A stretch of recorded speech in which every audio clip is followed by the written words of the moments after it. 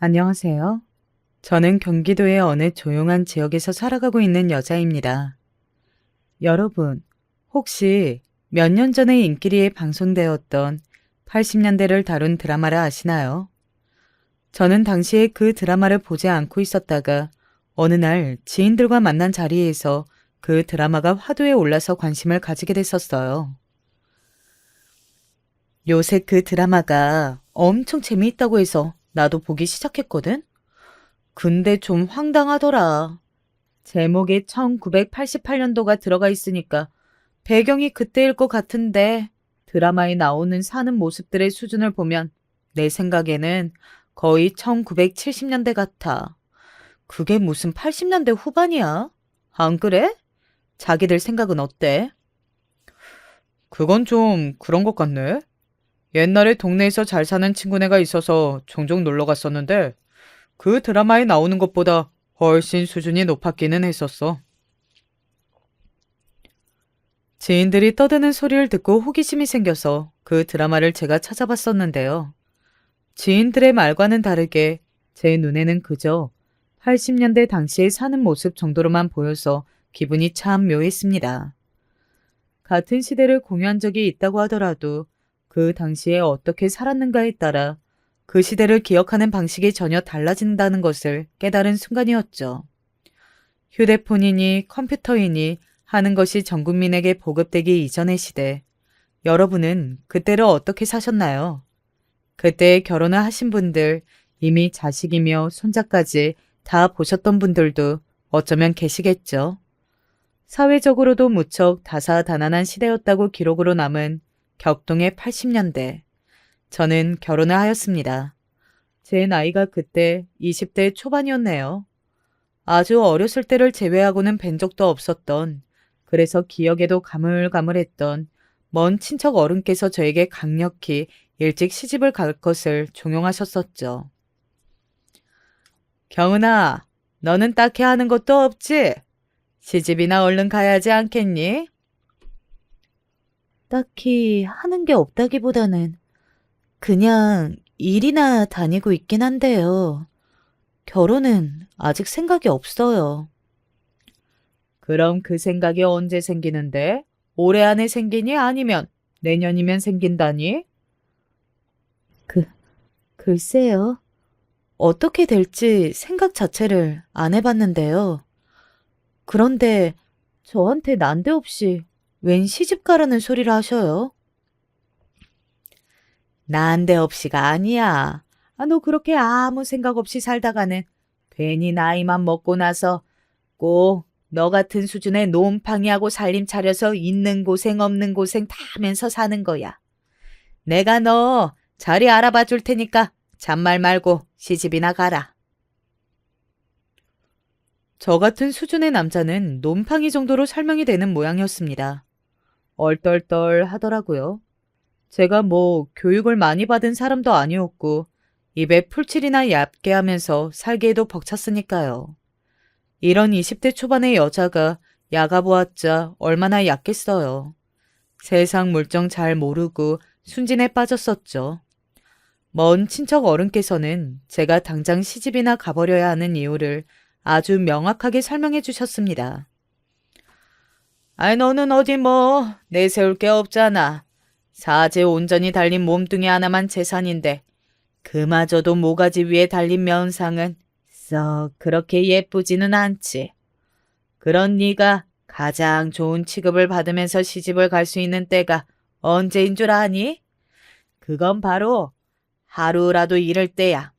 어린 게 장땡이라는 소리지. 너 있잖아. 당장 두 해만 더 나이를 먹어도 놈팡이들 아니면 아무도 너를 안 데리고 가려고 할걸? 그나마 제대로 된 네 입장에서는 과분하게 느껴질 놈한테 시집을 가려면 서둘러야 돼. 네가 지금 어리버리하게 이러고 있을 때가 아니라니까. 그때는 그 소리가 굉장히 장황하게 들렸고 대단한 설득으로만 여겨졌는데 나중에 되짚어보니까 한마디로 조금이라도 더 어린 나이라 앞세워서 시집을 가는 게 유리하다고 저한테 겨우 그 소리를 하신 것이었더라고요. 참나, 요즘의 젊은 아가씨들이 그런 소리를 들었다가는 난리가 날 겁니다. 하지만 당시에 저는 그게 아주 그럴싸한 발언으로 여겨졌고 저도 모르게 고개를 끄덕이고 말았어요. 그것도 몹시 힘차게 말입니다. 이것이 바로 제가 남편하고 부부의 연을 맺게 된 전말이랍니다. 먼 친척 어른께서 제 시댁 집안을 원래 아시는 건 아니었고요. 건너 건너 인연을 통해서 어떻게 닿은 모양이었죠. 그런 식으로 중매가 잘 서던 동네였고 시절이었나 봐요. 저는 막상 저보다 나이가 한참 많은 늙은이가 결혼 상대로 등장하면 어쩌나 그게 걱정이 됐었습니다. 일찍 결혼하는 게 나을 것 같다며 설득에 넘어간 상태였지만 걱정이 시작되었던 것이죠. 그러나 남편은 저보다 6살이 많았을 뿐이었어요. 적어도 30줄은 넘긴 남자가 내 앞에 나타날 줄 알았는데 이게 어찌 된 일이지? 혹시 어디 커다란 하자가 있는 남자인 걸까? 그래서 시골 총각도 아니면서 스스로의 힘으로는 여자를 못 만나고 있었던 걸까? 제가 그런 놀라움과 의구심을 속으로 품고 있던 동안에도 결혼 진행은 빠르게 이뤄졌습니다. 결혼 준비라고 할 것도 없었어요. 먼 친척 어른의 지적대로 제가 뭐 가진 게 있어야 말이죠. 가진 게 있고 능력이 되어야 이런저런 이야기가 오갈 텐데 그러지 못하니까 저는 달랑 몸만 가면 끝이었습니다. 아, 간신히 하나 장만해서 가져간 것은 있었네요. 이불이었죠. 제가 열심히 일을 해서 모은 돈을 탈탈 털어서 큰 마음 먹고 지은 이불이었습니다. 아유, 정말 별로네 별로야.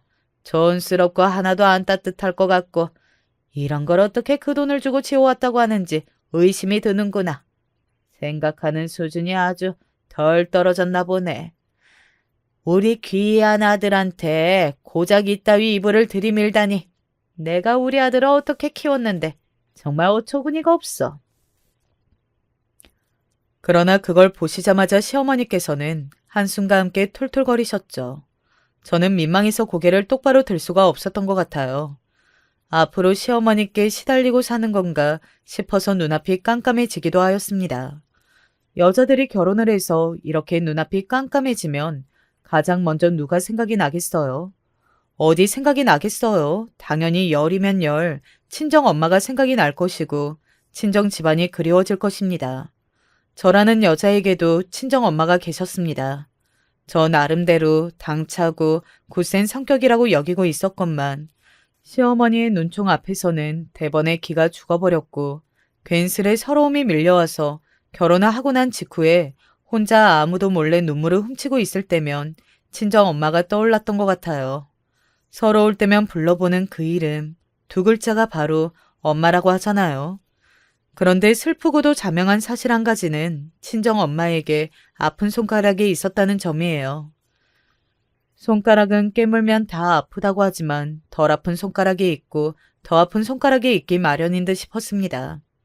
덜 아픈 손가락이 저였고요. 더 아픈 손가락은 바로 제 동생이었습니다. 남동생이었죠. 남동생이 친정엄마의 아픈 손가락이 될 수밖에 없었다는 것은 저도 무던하게 인정하는 바예요. 왜냐하면 저희 남동생은 남들보다 조금은 평범하지 않게 꽤 독특하게 태어났기 때문입니다. 남동생이 태어났을 적에 친정 부모님을 포함해서 온 집안 식구들이 다 기뻐하면서 웃음꽃을 피웠던 것을 제가 똑똑하게 기억을 합니다. 내가 솔직히 머리가 쏙 좋은 편은 아니에요. 그래서 어릴 적 일들을 자세히 기억하지는 못하는데 그럼에도 집안에 드디어 딸년 말고 귀한 아들이 태어났다면서 모두가 기뻐했던 것, 제가 어린 남동생을 보면서 질투심을 자주 느꼈고 차별 대우 앞에서 서운함을 자주 느꼈던 것, 이런 것들은 아주 선명하게 기억이 납니다. 이대로 경은이 하나만 두고 살아가야 하나, 아들 하나도 못 가져보고 늙어 죽어야 하나, 머릿속에 착잡한 생각들이 참 많았는데 이제 그런 것들 싹 다 풀렸다. 이제는 원이 없어. 친정 아버지께서는 신이 난 얼굴로 떠드시며 술병 나발을 부셨고 심통이 난 얼굴로 입술을 삐죽거리고 있던 저에게 술안주를 가져오라며 심부름을 시키셨었죠. 제가 민기적거리자 술병으로 제 엉덩이를 확 때리셨었고요. 얼마나 아프고 놀랐는지 몰라요. 하지만 친정 아버지께서는 원체 이러신 분이었으니까 그러려니 했습니다. 남동생 앞에서는 전혀 다른 모습이 되신다는 걸 제가 곧 깨닫고 속에서 열불이 치솟기 전까지는 그러했다는 것이죠. 우리 아들, 우리 장군, 어쩜 이렇게 늠름하게도 생겼을까? 이 아버지를 닮아서 우리 아들이 벌써부터 늠름함을 뽐내는 것이려나? 저는 친정 아버지께서 싱글벙글 웃으시며 그런 말씀을 계속해서 하실 줄 아는 분이라는 것을 그때 처음 알았습니다. 저에게는 걸핏하면 어이 딸년 이렇게 부르시곤 하셨던 분이었거든요. 제가 보기에는 저희 남동생이 장군감은 아니었습니다. 좀 통통한 아이기는 했어요. 근데 늠름함과는 거리가 멀었거든요. 오히려 제 눈에는 뭐랄까? 좀 어리버리한 인상으로 보였습니다. 하지만 이런 감상을 입 밖으로 냈다가는 어린 남동생을 질투한 나머지 막말을 다 쏟아내는 못난 누나로 어른들의 눈에 비칠 것이었기에 입속으로만 삼키고 있었죠. 그런데 남동생이 3살 정도였던 때였을 거예요. 이웃에 사시던 동네 아주머니들께서 저희 집에 어느 날 모여 계셨는데 한 분이 남동생 쪽을 물끄러미 바라보시다가 이런 말씀을 뱉으셨어요. 애가 좀 느리네? 느리다니? 우리 아들이 어떤 게 느리다는 거야? 뭐가 느리다고 하는 거겠어? 애 발달이 느려 보인다는 거지. 대수롭지 않게 대꾸하셨던 친정엄마의 얼굴이 곧 딱딱하게 굳는 것을 제가 보았습니다. 그 아주머니의 말씀은 도화선이 되었고 이제 다른 아주머니들께서도 너나 할 것 없이 저희 남동생 쪽을 보면서 한마디씩 던지고 계셨습니다. 공통적으로 저희 남동생이 느리다고 생각들 하고 계셨어요. 속상해 보이셨던 친정엄마께서는 그날 밤에 친정아버지를 향해 그 이야기를 전하셨죠. 그러자마자 친정아버지께서는 술병을 깨셨습니다. 오라질 옆편 애들이 뭔 남의 집 아이 사정에 그렇게들 관심이 많아. 우리 집이 딸년 하나만 달랑 데리고 이렇게 계속 사는 줄로만 알았는데 덜컥 늦게나마 아들을 낳아서 아주 든든한 집으로 거듭나니까 그게 꼴보기 싫었는가 보네. 다들 질투심이 왜 그렇게 심한 거야. 이래서 여자들은 안 돼. 당신 앞으로 그 옆편 애들하고 어울려 다니지 마. 알겠어? 같은 동네 엄마들인데 안 어울려 다니면 나보고 당최 어떻게 지내라는 거예요? 애들을 생각해서라도 그럴 수는 없죠. 아휴, 가만 보니까 그이들도 우리 아들이 괜스레 걱정스러워 보이니까 나한테 한마디씩 해주고 간 것 같아요. 나쁜 마음으로 그런 소리를 한 건 절대 아니었겠죠. 하여튼 간에 그런 개소리를 귀담아 들을 필요 없어. 신경 쓸 가치조차 없는 개소리니까 당신은 앞으로 그 옆편 애들한테 개소리 다시는 하지 말라 그러고 당신도 무시하는 태도로 밀고 나가. 친정 아버지께서는 굉장히 화가 나 보이셨었죠. 흥분하신 그 모습을 보면서 저도 친정 아버지께서 얼마나 아들의 존재를 귀하게 여기고 계시는가를 새삼 깨달았습니다. 아들을 봐서 집안의 대를 이어야 한다고, 그러지 않으면 안 된다고 생각하시는 분이었죠. 친정 아버지께서 이 정도였는데 그 시절에 결혼하자마자 딸 하나만 달랑 낳고서 계속해서 임신 소식이 없었던 친정 엄마께서는 어떠셨겠나요? 그야말로 눈칫밥을 먹는 것을 넘어선 살얼음판인 생활이었죠. 인고의 시간이 흐르고 흘러서 태어난 아들, 그게 바로 저희 남동생이었으니 남다를 수밖에 없었습니다. 그러나 친정 부모님께서 아무리 부인을 하셔본들 아들의 상태 또한 남다르다는 걸 영원히 인정 안 하실 수는 없었어요. 저희 남동생이 6살 정도가 되자 확연히 눈에 들어왔거든요. 자기 또래 친구들하고 성장세가 다르다는 게 보였습니다. 배움이 늦고 여러 가지로 반응이 둔하다는 것을 눈치를 못 차리는 쪽이 어려운 것이었습니다. 가난하고 무식하고 전부 다 제멋대로인 사람들만 가득했던 저의 친가였는데요. 저희 남동생이 조금 남다르게 태어난 아이라는 것을 알자 모두가 친정 엄마를 향해 손가락질을 했습니다. 그리고 저희 가족에게서 점차 등을 돌렸습니다. 그 사람들 애초에 도움 하나도 안 되었고 저희 집에 쌀 한 톨을 준 적이 없는 사람들이었어요. 그럼에도 친정 아버지께서는 크게 상처를 받으셨고 좌절하셨죠. 힘들게 얻은 아들이 그런 상태라는 것도 받아들이기 어려운데 당신의 집안 가족들에게 외면까지 당하셨으니 친정 아버지 성격에 견디기 힘드셨던 것입니다. 이게 다 전부 당신 때문이야. 왜 아이를 이렇게 낳아놓은 거야? 좀 더 멀쩡한 아이를 낳을 수는 없었어? 어디 나라고 해서 내가 낳을 아이가 어떨지 알았겠나요? 나도 몰랐어요. 하지만 이렇게 태어난 걸 어떻게 해요? 우리 아들인 걸, 우리 자식인 걸 어떡하냐고요. 에라이 망할. 내가 이래서 진작에 아들을 낳아줄 첩을 들이는 게 낫다는 소리를 들었을 때 그걸 따랐어야 했는데 3년 전에는 정말 그럴 뻔도 했었는데 무산이 되는 바람에 지금 이 모양 이 꼴이 난 거야. 내가 선택을 잘못했어. 첩이요? 당신 어떻게 그런 소리를 입에 올려요? 어떻게 내 앞에서 그런 소리를 아무렇지도 않게 할 수가 있어요? 당신이 그러고도 내 남편이고 애들 아버지예요? 나 이제 당신 남편, 애들 아버지 이런 거 다 안 하고 싶다. 괜히 하면서 살아왔나 싶다. 전부 다 부질없어. 이 꼬라지나 보자고 내가 지금까지 살아온 게 아닌데. 그게 무슨 소리예요? 안 하고 싶다뇨. 그럼 이제 어쩔 건데요? 어쩌고 싶어서 지금 나한테 이러는 건데요? 친정 엄마께서 울며 당신의 가슴을 치셨고 저는 남동생에게 쉿 하는 손가락을 만들어준 뒤 숨을 죽인 채로 계속 엿듣고 있었습니다. 친정 아버지께서 이후로 오래도록 듣는 것만으로도 고역인 쌍욕을 계속 내뱉으셨죠. 아주 고통스러운 순간이 흘러갔습니다. 그로부터 며칠 뒤 친정 아버지께서는 집을 나가셨습니다. 제가 중학교 3학년 때의 일이었죠. 온 동네에 소문이 다 났어요. 소문이라는 거 발이라도 달렸는지 아니면 날개라도 날린 것인지 순식간에 퍼지더군요. 동네 아주머니들께서 저희 친정엄마를 향해 어떡하냐 하면서 안쓰럽다는 듯 눈썹들을 죄다 찡그리고 축 내리고 계셨으나 그것을 정말 안쓰러운 감정이라고만 해석하기에는 저희 집 사정이 좋지 못하였습니다. 친정엄마께서는 세상의 모든 사람들이 당신을 향해서 손가락질을 하는 것만 같은 착각과 망상에 시달리셨어요. 내가 모자란 아이를 낳았다고. 그래서 다들 나를 욕하는 거야. 나를 손가락질하는 거야. 남편이 떠날 만해서 떠난다고 다들 그렇게 생각하는 것이 틀림없어. 속으로 다들 나를 비웃고 조롱하고 욕하고 그러고들 있겠지. 저는 친정엄마께서 그렇게 중얼거리실 때마다 제 귀를 틀어 막았습니다. 좁은 집구석이라 방음이 안 되는 것도 정말 미칠 만큼 짜증스러웠죠.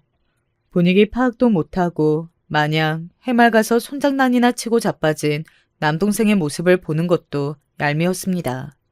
그때 몇 번이고 생각했었어요.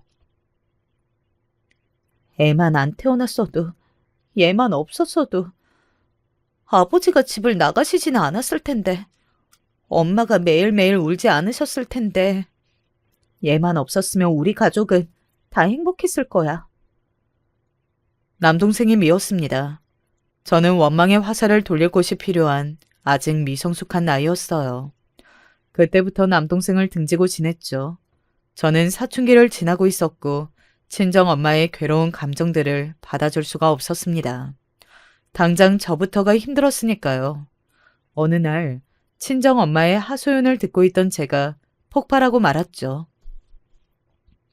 엄마, 제발 그 힘들다는 소리, 어쩌면 좋으냐는 소리, 앞으로 네가 동생을 책임져야 한다는 걸 잊지 말라는 소리, 그 소리들 좀 그만하세요. 지겨워 죽겠으니까. 지겨워? 이게 어떻게 지겨워? 어째서 지겨워? 너는 네 엄마가 네 하나뿐인 동생이 지겨워 죽겠니? 네, 지겨워서 죽을 것만 같아요. 엄마, 저도 힘들어요. 왜 엄마만 힘들다고 생각하세요? 친구들은 죄다 고등학교 이야기들을 하고 있는데 저는 그 사이에 끼지도 못해요.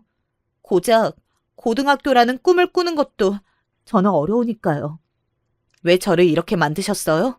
엄마는 힘들다고 말은 하시지만 어쨌든 엄마가 선택해서 아버지하고 결혼을 하신 거였고 엄마가 저를 낳으신 거잖아요. 근데 저는 제가 선택해서 엄마 밑에서 태어난 거 아니거든요. 이렇게 보면 엄마보다 제가 100배, 1000배로 더 힘든 거 아닌가요? 저는 억울하기까지 하니까요. 왜 저를 이런 환경에서 자라게 하시는 거예요? 왜 저는 친구들처럼 당연한 일상도 누릴 수가 없어요? 너, 경은이 너, 말이면 다인 줄 알아? 뱉는다고 해서 다 말인 건 아니야. 그래요?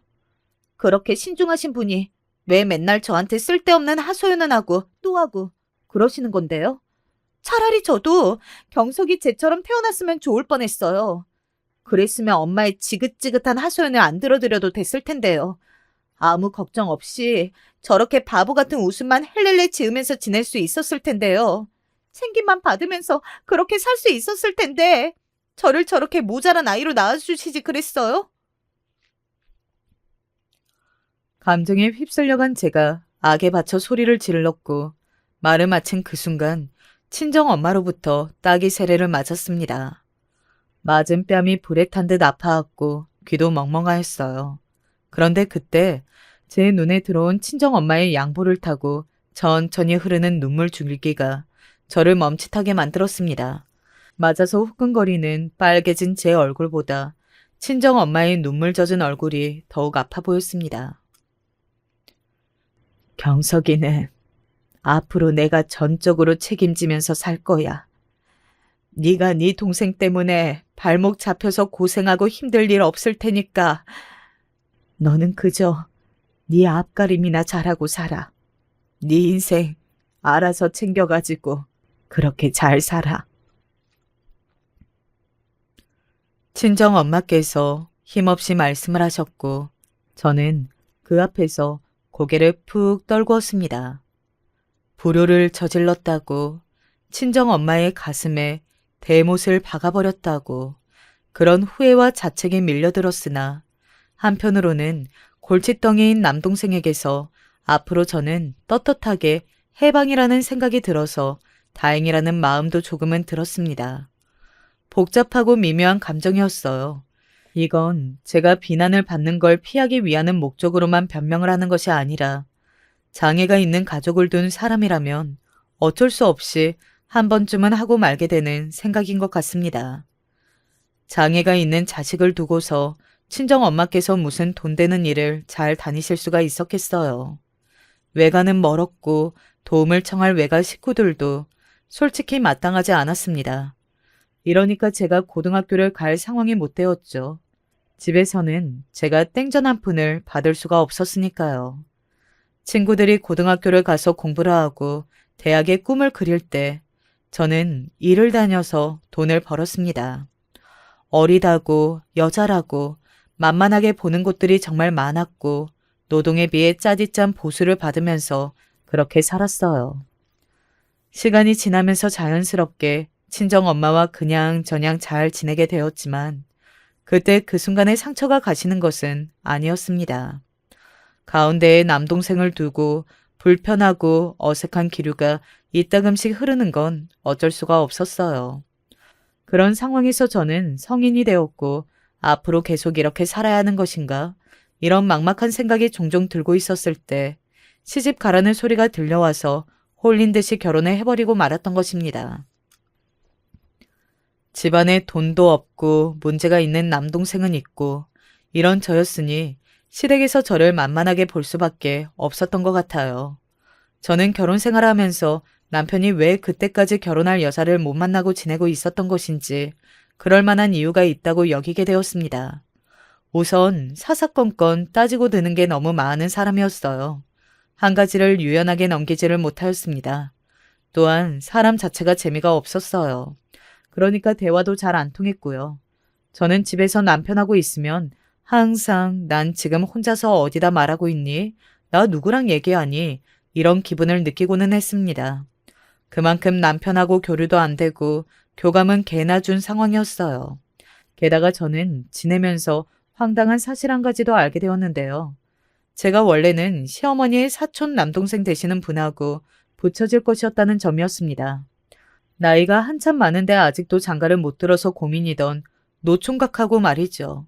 그런데 그때 마침 그 사촌 남동생분께서 갑자기 만나는 여자가 생겼다고 하시는 바람에 인연의 짝대기 끝이 남편을 향하게 되었던 것이었죠. 나이가 많은 최소 30 이상은 된 남자가 결혼 상대로 등장하지 않을까 싶었던 저의 걱정. 그게 사실은 맞았던 것입니다. 제가 이 이야기를 하는 이유가 있어요. 이걸 두고 시어머니께서 황당하게 저를 원망하셨거든요. 네가 광준이하고 그때 만났으면 이런 일은 없었을 텐데. 너는 왜 괜히 운이 더럽게 좋아서 우리 잘난 아들하고 이어진 거야? 알고 보니까 그 사촌 남동생분께서 만난다는 여자가 사기꾼이었더라고요. 돈을 들고 도망갔다고 합니다. 충격을 받으신 사촌분께서는 죽겠다면 난동을 부리셨고요. 시어머니께서는 뒷목을 잡으셨죠. 가뜩이나 저에게 퉁명스러우신 분이었건만 그 이후로는 더 쌀쌀맞아지셨어요. 자꾸만 저만 보면 운수 대통이라고 하셨습니다. 혹은 지지리도 운이 좋은 것이라고 하셨고요. 근데요, 제가 정말로 운이 좋은 거였다면, 그만큼 남편이 좋은 사람이었다면 제가 억울하지는 않겠습니다. 운이 좋기는 뭐가 좋나요? 차라리 길가에 나무를 하나 뽑아다가 집에 갖다 놔도 남편하고 사는 것보다는 덜 삭막할 것 같았어요. 나무는 푸른 잎사귀라도 달려있으니까 싱싱한 맛이라도 느끼죠. 남편은 뭣도 없었어요. 부부라면 같이 어디 나들이도 다니고 미래에 대한 이야기도 나누고 뭔가 교감이 있어야 하는 거 아닌가요?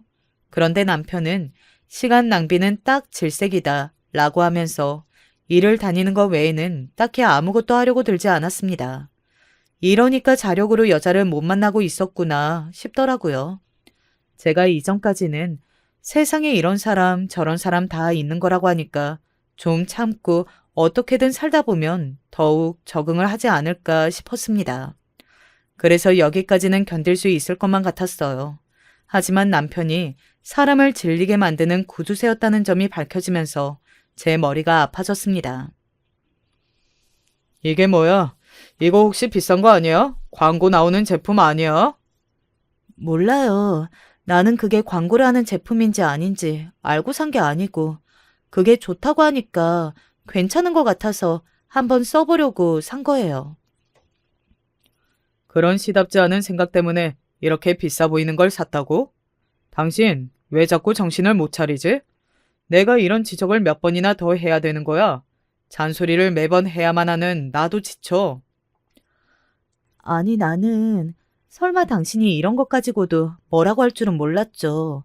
싼 거 아니고 비싸 보이는 거 사서 내가 정말 미안하네요. 다음부터는 주의할게요. 됐죠? 알았으면 다행이네. 제발 정신 좀 차리고 살자. 그리고 이건 당장 가지고 가서 환불 받아와. 환불이라뇨? 이미 샀으니까 그냥 쓰기로 해요. 사치품도 아닌데 뭐 이런 걸 가지고까지 그래요? 이렇게 쉽게 생각하고 넘어가는 것부터가 문제를 크게 키우는 거야. 10원 한 장의 낭비도 없어야 돼. 그런 생각으로 살아야 한다고. 내가 당최 당신에게 몇 번을 더 알려줘야 하는 걸까? 그 머리에 주입이 안 돼? 10원 한 장까지 아껴 쓰자는 생각이 그렇게도 그 머리에 안 박혀? 큰 목소리로 화를 내는 것도 아니었어요. 조곤조곤 조목조목 아주 따질 거 다 따지고 드는데 진짜 사람을 돌아버리게 만들더라고요. 처음에는 대수롭지 않게 생각하고서 그래 아끼고 살면 좋지 이렇게 여겼습니다. 저도 절대 여유롭게 살아오지 않았으니까요. 도리어 힘들게 산 편이었죠. 그런데 이런 저를 두 손 두 발 다 들게 남편이 점차 그렇게 만들어주더군요. 당신 왜 엊그제부터 가계부를 안 썼어? 왜 이게 다 공백이지? 그건 아직 쓰는 걸 안 했을 뿐이에요. 좀 피곤해서 그랬어요. 이따가 채워 넣을게요.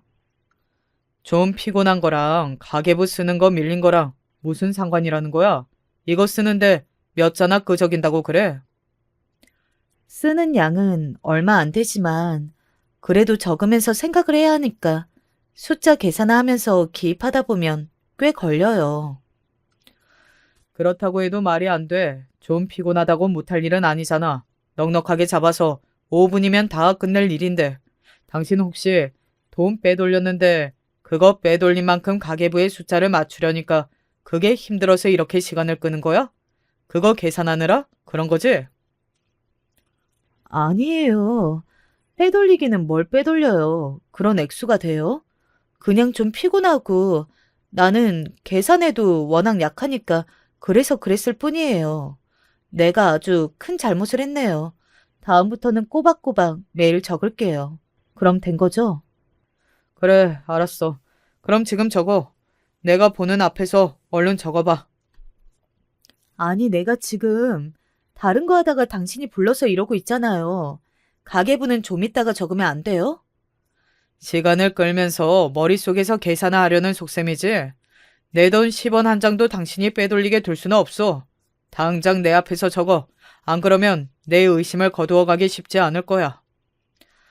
글쎄, 나는 그럴 머리가 안 된다니까요. 당신 진짜 사람을 왜 이렇게 가면 갈수록 질리게 만들어요? 질린다고? 그럼 당신이 애초에 절두절미하게 살림을 하면 되잖아. 당신이 못 믿어오니까 내가 10원 한 장이라도 어디에 잘못 센 거는 아닐까? 자꾸 그런 걱정이 드는 거야.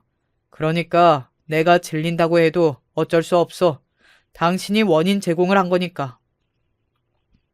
와, 그 당시에 제 심정은 말이죠. 그놈의 10원 한 장 타령만이라도 안 들을 수 있다면 소원이 없겠다 싶었어요. 남편의 이런 면모가 시간이 갈수록 저의 목을 조여왔습니다. 집에 있으면 머리가 깨질 듯이 아팠고요.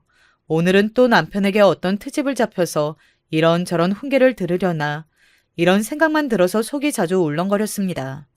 처음에는 알뜰살뜰 아껴 쓰는 사람인 줄로만 그렇게 여겼건만 남편은 지독한 구두쇠인데다가 강박증을 심하게 가지고 있었고 본인이 잘못되었다고는 추호도 생각하지 않은 모양이었어요.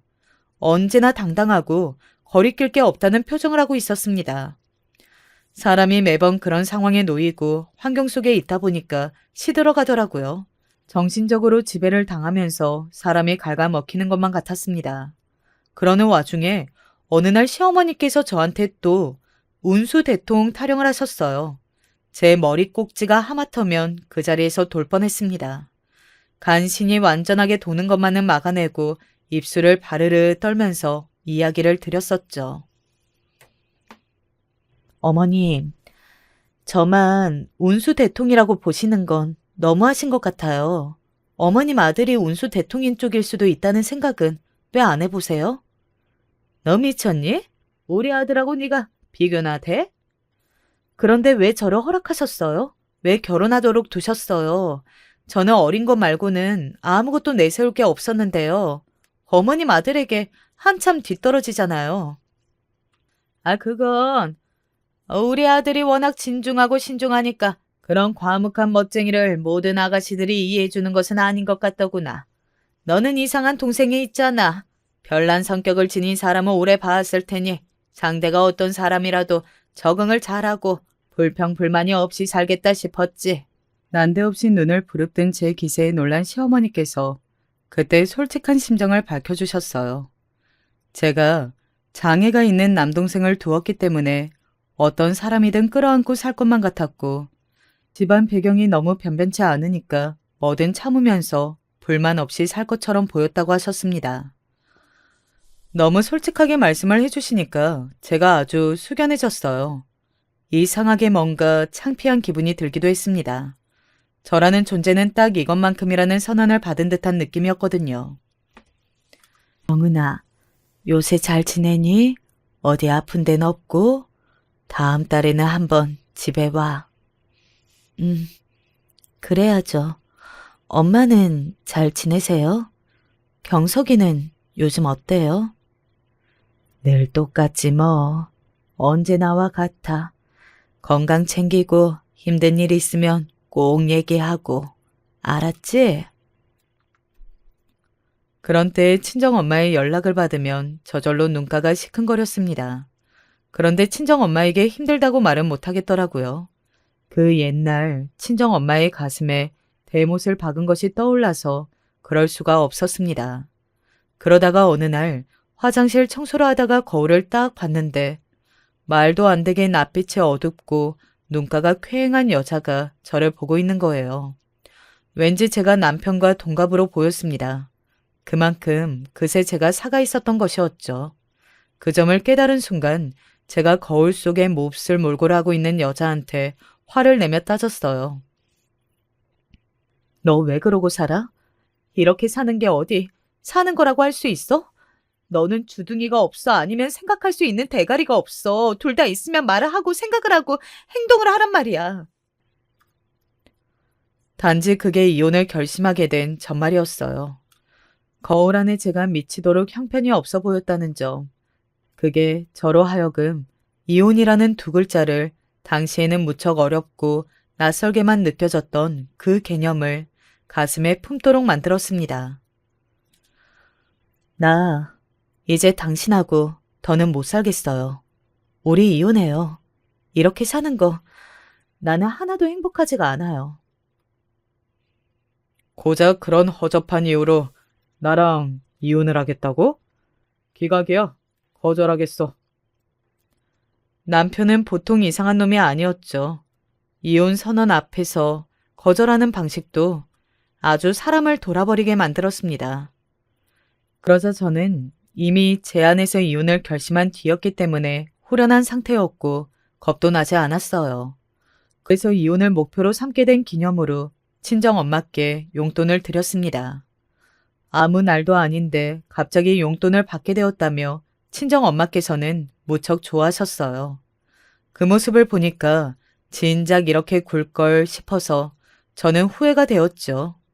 남동생하고 맛있는 걸 사드리라고 드린 용돈이었으나 친정엄마께서는 생각이 달랐나 봐요. 깜짝 용돈이 생긴 김에 기분 좋게 남동생을 데리고 놀이공원에 가실 결심을 하셨던 것입니다. 저는 몰랐어요. 친정엄마께서 남동생과 함께 놀이공원에 가셨던 줄 전혀 몰랐다가 연락을 받고 나서야 알았습니다. 그리고 그 연락은 남동생이 없어졌다는 연락이었습니다. 어쩌면 좋아. 이 일을 어떡하면 좋아. 내 새끼, 불쌍한 내 새끼가 지금 엄마 손을 놓치고 얼마나 불안하고 무서울까. 어디로 어떻게 떠돌고 있을지도 모르고 혹시 어떤 나쁜 놈들을 만나서 해코지라도 당하고 있을지도 모를 일인데 내가 지금 어떻게 여기서 아무렇지 않게 앉아 있을 수 있느냐 이 말이야. 연락을 받고 간 파출소에서 친정엄마께서는 이미 초점이 나간 눈빛과 눈물 자국이 가득한 얼굴을 하고 계셨고 저를 보시자마자 악다구니를 쓰면서 울부짖으셨습니다.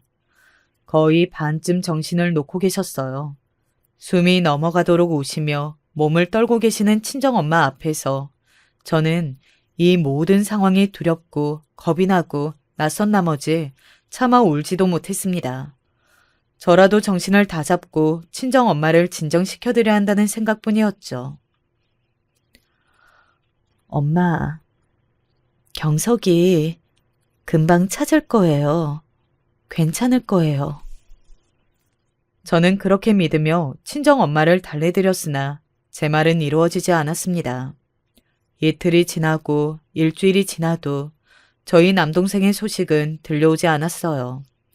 친정엄마께서는 남동생을 찾겠다며 거리를 정처 없이 돌아다니셨다가 이젠 기력도 잃고 힘없이 누워 계셨죠. 이러다가 친정엄마께서 잘못되실까봐 겁이 난다고 제가 곁에서 돌봐드려야겠다고 그런 말씀을 시어머니께 드렸습니다. 그러자마자 이혼하라는 소리를 들었습니다. 우리 아들한테 일전에 네가 이혼 이야기를 꺼냈었다면서? 건방지게.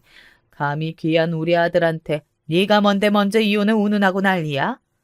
그치만 지금 이런 상황이 되어보니 차라리 잘 되었구나 싶더라. 잘 되었다뇨? 제 친정에 힘든 일이 생겼으니까 저를 잘라내고 싶으시다는 건가요? 못 배운 주제에 이런 쪽으로 눈치는 잘 돌아가는구나. 그래, 너같이 우중충한 가지는 잘라버려야지. 가지치기를 야무지게 해서 없애버리는 게 답이야. 솔직히 우리 아들이 과연 여자를 만나서 결혼 생활을 잘 할 수 있을까? 예전에는 이런 걱정이 있었는데 이제는 걱정이 없어. 다시는 누구를 만나든 우리 아들은 결혼 생활을 아주 잘 할 수 있을 것 같거든. 그러니까 너는 이제 필요 없다. 이대로 꺼지면 돼. 분명 이혼이라는 걸 제가 원하기는 했었는데 그런 식으로 이혼을 당하니까 모멸감에 몸이 막 떨리더라고요. 제가 남편하고 사는 모습을 보셨으니 시어머니께서는 이제 당신의 아들이 결혼 생활을 멀쩡히 잘할 수 있을 거라고 확신을 갖게 되신 모양이었습니다. 어처구니 없는 웃음이 나왔고 그대로 이혼을 했습니다. 남편은 마지막에 저를 힐끗 보면서 한숨을 내쉬는 게 전부였어요. 그 한숨이 마지막 인사였습니다. 그래도 저는 잘 지내고 건강하라는 상투적인 인사라도 건네주었는데 말이죠. 건질 거 하나 없었던 결혼 생활이 막을 내렸고 친정 엄마께서는 스스로를 탓하셨습니다. 이게 전부 다 내 탓이야. 내가 아들을 잃어버렸어. 내가 딸을 이혼하게 만들었어. 나같이 자식 농사를 이렇게 지어버린 엄마도 있을까? 세상 천지에 나보다 더 못난 엄마도 있을까? 엄마, 이러지 마세요. 엄마가 이러셔봤자 경석이가 사라졌다는 사실은 변하지 않아요. 제가 이혼녀가 되었다는 사실도 변하지 않고요. 그러니까 어차피 어쩔 수 없는 상황이라면 꿋꿋하게 버티자고요. 똑같은 시간을 어떻게 보내느냐에 따라서 많은 게 달라질 수 있는 거잖아요. 그리고 엄마, 제가 진짜 이런 소리만큼은 안 하려고 그랬는데요. 엄마, 저는 엄마 자식 아니에요? 저도 경석이처럼 똑같은 엄마의 자식이잖아요. 제 생각도 좀 해주세요. 제가 있잖아요. 저를 보시면서 살아가실 생각은 왜 안 해주시는 건데요? 왜? 그때가 이혼하고 2달 정도가 지났던 때였을 거예요. 제가 뜨거운 눈물을 흘리며 친정엄마께 그런 말씀을 드렸고 친정엄마께서는 깜짝 놀란 얼굴이 되시더니 이내 눈물을 보이시고는 고개를 떨구셨습니다. 남동생을 찾는 전단지를 수도 없이 매만지느라 종이에 쓸려서 여기저기 다친 당신의 손가락을 멍하니 내려다보셨죠. 한참을 그러셨어요. 그리고 그날 이후부터는 남동생 생각에 하루 종일 가슴을 치며 보내시던 생활을 접으시고 마음을 굳건히 잡수셨습니다. 당신의 일상을 포기하지 않기로 하셨습니다. 그 변화에 저는 조용하게 감동하고 있었죠. 저는 일을 다녔고 친정엄마께서는 남동생의 소식을 기다리시며 소일거리를 하셨습니다. 그렇게 살던 와중에 화들짝 놀랄 만한 비보가 날아들었어요. 친정아빠께서 돌아가신 것이었습니다. 집을 나가셨던 이후로 단 한 번도 뵙지 못한 분이었죠. 애증의 대상이었어요. 그러신 분이 돌아가셨다고 하니까 기분이 너무 이상하더군요. 그리고 놀랍게도 갑작스레 병을 얻어 돌아가시기 이전에 당신의 재산에 관한 유언장을 작성해 두셨으며 친정엄마께 재산을 남기고 떠나셨다는 것이 밝혀졌습니다. 그 재산은 3천만 원이 조금 넘는 돈이었어요. 친정엄마께서는 그 금액이 들어온 통장을 하염없이 멍하게 바라보셨습니다. 그러더니 문득 저에게 재혼을 하라고 하셨어요. 경은아, 너 아직도 새로이 짝을 찾아볼 생각이 없니? 나는 이제 네가 새로 결혼해서 잘 살았으면 좋겠다. 잘 사는 집안 남자가 아니어도 되잖아. 얼굴이 잘생기지 않았으면 뭐 어떠니? 너와 잘 맞고 같이 희로애락을 나누면서 천천히 나이를 함께 먹어가는 그런 남자이면 더할 나이가 없을 것 같은데. 모르겠어요. 전에는 무조건 재혼이 싫었는데 이제는 꼭 그렇지만도 않은 것 같네요. 제 마음에 좋은 사람이 만약에 나타나면 그때는 굳이 거부하지 않고 한번 만나볼까 싶네요. 그래, 잘 생각했다. 여기 3천만 원도 있으니까 너 결혼할 때 이걸로 보탰으면 돼. 그 돈을 제가 어떻게 받나 싶어서 저는 그냥 피식 웃고는 말았습니다. 그 뒤로 1년을 조금 더 지나서 저는 재혼을 했어요. 웃는 인상이 무척 좋은 착하고 성실한 남자였습니다. 아는 형이 차린 공장에서 일을 하며 돈을 벌었죠. 과거로 양친을 잃고 고모의 손에서 자라났더라고요. 고모님께서는 작은 식당을 운영하며 사는 분이셨습니다. 역시 인상이 무척 좋으셨고 자식을 따로 두지 않으셨기에 조카인 제 남편을 친자식처럼 여기고 계셨어요. 작지만 알차게 운영이 되고 있는 식당을 물려줄 누군가가 없어서 늘 아쉬웠는데 제가 나타나서 다행이라고 하셨습니다. 내가 이제 나이가 이렇게 들어서 몸이 예전 같지가 않거든. 나 대신 식당을 물려받아서 해주면 좋겠는데 젊은 사람이 해야 여기도 활력이 들지 어떻게 안 될까? 저는 과연 제가 해낼 수 있을까 싶어서 고민이었는데 남편이 한번 도전을 해보라고 그랬어요. 게다가 제가 식당 운영을 하면 친정 엄마께서 거들어 주실 테니까 그게 좋은 점이라고 말을 해주더라고요. 친정 엄마의 도움을 받아 식당을 꾸려가는 제 모습을 그려보니 썩 마음에 들었습니다. 그래서 제가 천천히 식당 일을 배우기 시작했고 마침내 주인이 되었죠. 식당을 운영하는 동안 우연히 전 남편의 소식을 접한 적도 있었답니다. 아직까지도 결혼을 못하고 혼자여서 그 모친의 속이 말이 아니라는 이야기였습니다. 그럴 줄 알았어요. 영원히 재혼은 어려워 보였죠. 전 남편의 근황을 알게 된 날, 저는 친정 엄마와 머리를 맞대고 킥킥 웃었답니다. 저희 부부는 슬아의 아들이 하나 있어서요. 당시에 친정 엄마께서 저희 아들이 학교를 다녀오면 다 챙겨주고 계셨어요. 저는 이제 식당 일이 손에 다 익어서 친정 엄마의 도움 없이도 잘 해내고 있었죠. 주방 이모님하고 둘이서 하는 것만으로도 충분했어요. 나이가 들면서 생기게 된 넉살, 뻔뻔함, 이런 것들이 저를 식당 주인의 면모로 빠르게 만들고 있는 듯 하였답니다. 그러던 어느 날 식당으로 웬 노숙자가 들어왔어요. 남루하기 짝이 없는 차림새만 보아도 노숙자임을 알 수 있었죠.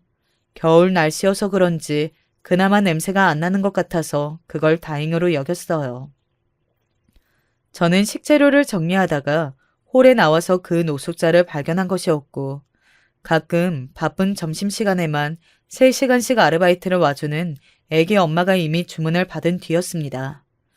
주방 이모님이 음식을 만들어서 내놓다가 그 노숙자를 발견하고는 깜짝 놀라더라고요. 저를 향해서 입모양으로 괜찮을까요? 라고 묻기에 저는 모르겠다는 식으로 고개를 저었습니다. 연신 고개를 푹 숙이고 있는 노숙자는 남자인 것만 단번에 알 수 있었고요. 어린 건 아니니까 대략 노숙자 아저씨 정도이겠거니 싶었네요. 그러다가 중요한 전화가 걸려와서 제가 그쪽에 정신이 팔렸어요. 근데 통화가 끝나갈 무렵 애기 엄마가 소리를 막 지르는 거예요. 사장님, 어쩌면 좋아요. 정말 잠깐 눈을 뗐는데 그 손님이 돈도 안 내고 도망을 가버렸어요. 방금 밖으로 뛰어나갔어요. 제가 불이 나게 뛰어나갔으나 이미 그 노숙자는 저기 멀리까지 가 있었습니다. 도저히 제가 따라잡지 못할 것 같았어요. 그때 식당 안에서는 주방 이모님이 무전 취식을 신고하고 계셨죠. 황당했던 일을 겪고 그날 장사를 마무리할 때쯤 경찰서로부터 연락이 왔어요. 무전 취식을 한 노숙자와 인상착의가 정확히 똑같은 사람을 발견해서 잡았다는 겁니다. 저희 남편이 그때 퇴근하고 아들을 데리고 목욕탕을 간 날이라 친정 엄마께서 뒷정리를 도와주실 겸 식당으로 오신 참이었어요. 그래서 별 생각 없이 함께 경찰서로 가보았습니다. 도착하니까 정말로 그 노숙자가 앉아있더라고요. 근데 이분 의사소통이 조금 어려우신 분인 것 같아요. 아무래도 지적 장애가 있는 모양인데 말이 안 통하네요. 경찰이 한숨을 내쉬었습니다. 저는 그 말을 듣자마자 가슴이 철렁 내려앉았죠. 당연히 저희 남동생이 생각이 나서요. 그런데 그때 친정엄마께서 천천히 그 노숙자에게 다가가시더니 이내 미친 듯이 울기 시작하시는 겁니다. 엄마, 왜 그래요? 무슨 일이에요? 경서가, 내 아들, 엄마다, 엄마야, 응? 엄마 못 알아보겠어? 내 새끼, 엄마 왔다. 친정엄마의 외침에 소름이 쫙 돋았습니다. 어리둥절한 표정으로 고개를 든 노숙자의 얼굴에서 저의 남동생의 얼굴이 갑자기 겹쳐 보였어요. 저도 놀라서 저절로 비명이 튀어나왔고 친정엄마께서는 남동생의 목걸이를 움켜쥐고 계셨습니다. 5단에 숨겨져 있었던 그 목걸이는 친정엄마께서 옛날에 제작하신 것이었어요. 연락처가 적혀있는 목걸이였는데 못된 사람들이 그런 것인지 보니까 연락처 부분이 마구 긁혀서 훼손이 되어 있었습니다. 남동생은 소중한 목걸이를 절대 빼앗길 수 없다며 사수하려고 들었고 그 모습에 친정엄마께서는 더욱 목 놓아 우셨습니다. 저 또한 어느새 남동생을 끌어안고 엉엉 울고 있었어요. 태어나서 그렇게 울어본 적은 처음이었습니다. 눈물바다가 된 경찰서였죠. 간신히 진정이 되고 난 끝에야 경찰들에게 자초지정을 밝힐 수 있었습니다. 이 기적 같은 재회에 모두가 놀랐죠. 남동생이 그간 대체 어디에서 어떻게 지냈는지 정확히 알 길은 없었습니다. 다만 남동생의 말에 의하면 어렸을 적에 친정엄마 손을 놓치고 나서 어떤 시골의 가정집에 가서 지냈다가 어느 날 갑자기 다른 곳으로 보내져서 그곳에서 죽도록 농사일을 하며 오래도록 노동 착취를 당했다는 것 같았어요. 그러다가 그곳을 빠져나와서 거리에 무료 급식소를 보게 되었고 노숙자들이 사는 모습을 보면서 남동생이 그걸 흉내내기 시작했던 겁니다. 친정엄마와 저를 처음에 못 알아봤던 남동생은 병원에 다녀오고 며칠이 지나자 저희를 알아보기 시작했어요. 옛날 사진을 계속 보여줬더니 친정엄마와 제가 누구인지 인식을 했던 겁니다. 친정엄마께서는 다시금 감격으로 오열을 하셨고 지켜보던 남편도 눈물을 엄청 흘려댔어요. 이게 다 식당을 이어받은 덕분인 것 같아서 고모님께도 감사했고 정말 이 결혼 잘했다 싶었습니다. 저희 남동생은 영원히 어린 아이로만 살기 때문에 지금도 여전합니다. 그러나 바로 그렇기 때문에 영원히 순수합니다. 좋은 점을 바라보며 끝까지 함께 해야죠. 식재료 정리도 척척 해내고요. 저희 남편하고 아들하고 셋이서 공놀이도 무척이나 잘한답니다. 친정엄마께서는 드디어 한을 푸신 만큼 완전히 회춘을 하셨어요. 지금까지도 정정하셔서 제가 얼마나 든든한지 몰라요. 앞으로 오래오래 이렇게 사는 일상이었으면 좋겠습니다. 안녕하세요. 온 세상 사람들의 손가락질과 욕을 받는다고 해도 마땅한 죄를 범한 사연자입니다. 뻔뻔하게 사연을 보내보는 것은 제가 맞이한 50대 나이가 너무나 쓸쓸하게 느껴지기 때문입니다. 홀로 외로이 50대 문턱에 들어서는 게 제 미래일 것이라고는 과거에는 차마 상상도 못했을 겁니다. 사연 봐주시는 분들을 위해 내용 속에 호칭 정리를 해본 다음 시작에 들어갑니다. 저는 초혼 때 첫 아내와 평범하게 연애에 결혼을 했습니다. 양가 집안 다 수준이 비슷하게 어려운 정도였고 저와 그 사람 둘 다 살아오면서 얻은 내면의 상처들이 있는 사람들이었어요. 이런 점이 서로를 위로할 수 있게 만들었고 공감대를 형성했던 것 같아요. 우리는 참 비슷하구나. 이런 것들을 느끼면서 결혼까지 하게 되었습니다. 그런데 성격 면에서 둘이 확연히 달랐던 점이 저는 기본적으로 무심한 사람이었어요. 제가 내면에 혼자 꽁꽁 상처를 담아두고 사는 사람이었기 때문에 그걸 열어보고 관심 가지는 걸 극도로 꺼려했었죠. 남에게 간섭하는 것도 싫어했고 저 스스로를 점검하고 돌아보는 것도 싫어했습니다. 하지만 그 사람은 자꾸 남에게서 자신의 존재 이유를 찾고 또 감정적으로 구는 성격이었습니다. 그런 것 때문에 마찰이 있었어요. 저는 감정적인 면을 자꾸 건드리는 그 사람이 때때로 불편했고 그 사람은 상황이 닥치면 감정 소모를 하기 싫어서 회피해버리는 저를 답답해했습니다. 결혼식만 간단히 올리고 함께 살면서 섣부르게 혼인신고를 하지 않았던 것도 그런 점 때문이었죠.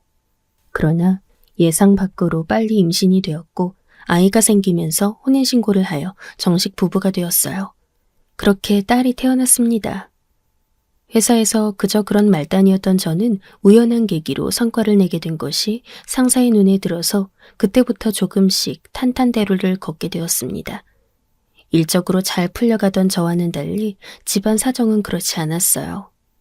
딸이 4살 때였습니다. 제 아내이자 딸의 엄마였던 그 사람은 집을 나갔습니다. 이렇게 사는 게 아니었는데 선택을 잘못했다고 너무 후회한다고 그런 말들을 며칠 하더니 아예 짐을 싸서 나가버렸어요. 그리고 몇 달 후 사고로 명을 달리했습니다. 예전에 알고 지냈던 남자랑 같이 오토바이를 타고 새벽 길을 달리다가 사고가 났고 제가 연락을 받았을 때는 이미 이 세상 사람이 아니었습니다. 혼란스럽고 힘들고 말로 쉽게 설명되지 않는 나날이었네요. 저는 회사를 다녀야 했기에 딸아이는 그때 저희 부모님께서 돌봐주셨어요. 어머니께서 나중에 병원 중에 돌아가셨는데 오랜 지병을 앓기 시작하셨던 것의 시작은 그때부터였던 것 같아요. 어린 손녀를 돌보는 것도 벅차하셨거든요. 아버지께서도 여력이 안 되셨고요. 심란함으로 살아가던 때에 저는 재혼 상대를 만나게 되었어요. 25 어린 나이에 결혼을 했다가 너무 성급했음을 깨닫고 후회해서 이혼한 전적이 있었다는 사람이었죠. 결혼을 금세 후회했다는 것에서 세상을 떠난 전 아내가 겹쳐 보였죠. 둘 다 피부가 하얗고 눈매가 처졌다는 것도 공통점이 보였고요. 아무리 그래도 이혼녀가 웬 말이야. 다시 짝 찾겠다는 네 말에 반가운 건 사실이다만 그래도 이혼녀라니 기분이 영 찜찜하구나. 어머니, 저도 애딸린 남자잖아요. 제가 뭐가 잘났어요. 아이한테는 엄마가 필요해요. 아시잖아요. 그리고 저는 제 자신을 잘 압니다. 다정다감하고 세심한 아빠, 엄마 자리를 채울 수 있는 아빠, 전 아니에요. 저 그런 사람 못 됩니다. 저는 제 천성을 압니다. 부모님은 탐탁치 않아 하셨지만 제가 회사에서 안정적으로 재직 중이었던 데다가 손녀에게 엄마라는 존재를 만들어주는 게 급선무라고 결국 판단을 하셨어요. 특히나 당신들의 자식에 대해서 잘 알고 계셨습니다. 저는 절대로 혼자 아이를 키울 수 있는 사람이 못 된다는 것을, 그런 유형에 속하지 못한다는 것을 부모님께서 알고 계셨으니까요. 그래서 허락해 주셨어요. 아내는 저보다 1살 아래였고 딸이 6살 때 저와 재혼을 하여 한 집에서 함께 살기 시작했습니다. 이듬해에는 아내와 제 사이에서 아들이 태어났죠. 아들이 태어나고 나서부터 저는 본격적으로 바빠졌던 것 같아요. 일터에서 치열하게 살았죠. 가장으로서 집안 책임지려면 남들보다 제 밥그릇을 더 많이 챙겨야만 했습니다. 특히 저는 외벌이였으니 사명감 또한 강했죠. 한창 활동량 많을 나이의 딸과 하루 종일 붙어서 지켜봐야 하는 어린 아들까지 챙기고 돌보면서 집안일을 전부 도맡아 하는 아내에게 미안한 감정도 많이 들었었어요. 아들이 잠을 잘 안 자는 아이였기 때문에 아내의 얼굴에는 늘 피곤함이 가득했습니다. 그럼에도 지치는 법 없이 집안일 싹 해놓고 저에게 따뜻한 밥상을 차려주는 아내에게 참 많이 고마웠죠. 딸아이가 초등학교에 들어가고 나서부터 자기 동생을 그렇게나 잘 챙기면서 누나 노릇을 했었어요. 어쩜 저런 천사 같은 아이가 있을까 싶을 정도로 자기 어린 동생을 돌봤고 제가 놀란 것은 기저귀까지 갈아줄 줄 안다는 것이었습니다. 애 교육을 진짜 어떻게 시키는 거야? 내가 보니까 애가 엄마를 너무 좋아하니까 그러는 것 같아. 원래 좋아하는 사람한테 관심이 많으니까 보고 따라하잖아. 엄마가 훌륭하니까 그런 것들 다 보고 배운 거겠지. 에이, 뭘 또 그래. 보통 저 나이 애들이 시킨다고 하겠어. 가르친다고 고지고대로 배우겠어? 그냥 자기 마음에서 우러나와야만 할 수 있는 거지. 타고나기를 성격이 그런 거야. 자기 동생이 예쁘고 아껴주고 싶으니까 애가 알아서 챙겨주는 것 같아. 아내가 뭐라 답하든 저는 좋았습니다. 아내는 딸의 유일한 엄마로서 최고인 사람으로 저는 생각이 되었어요. 친자식이 아닌 딸과 자기 친자식인 아들을 고르고 공평하게 잘 돌보고 교육시키는 아내에게 갈수록 감동이었어요. 저는 항상 고마운 마음을 가지고 있었죠. 아들이 유치원에 다니고 있을 때 딸은 초등학교 고학년이었습니다. 학기마다 딸에게 필요한 것들, 원하는 것들을 크게 사주곤 했는데요. 딸은 갈수록 요구사항이 적어져만 갔어요. 그리고 점차 원하는 것, 받고 싶은 것들을 저에게 말하지 않게 되었습니다. 저는 딸이 사춘기가 또래들보다 일찍 와서 저랑 거리를 두는 건가?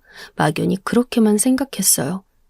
아내가 걱정하지 말라고, 딸이 책 읽는 걸 좋아하고 조용한 성격이라 그럴 뿐이라며 저를 안심시켜줬지만요. 제가 딸과 단둘이서 부녀끼리 데이트를 나갔던 것은 기억에 한 번뿐이네요. 딸이 초등학교 6학년 때 고구마 피자를 먹으러 피자헛 매장에 둘이 갔습니다. 데려가서 맛있는 샐러드도 사줬었죠. 정말 요즘 힘든 거 없어? 응? 학교 생활도 괜찮고? 친한 애들이랑 중학교를 같은 데 가면 좋을 텐데 말이야. 딸이 별말 안 해서 저만 초반에 주절주절 떠들었던 것으로 기억해요. 딸은 피자가 맛있다면서 그냥 고개만 몇 번 끄덕이면서 계속 먹기만 했었고요. 그래, 중학교 가서도 친구들이랑 사이좋게 지내고, 그리고 앞으로는 조금 더 밝아졌으면 좋겠네. 아빠는 우리 딸 어떤 모습이라도 좋지만 씩씩하게 굴 때가 제일이야.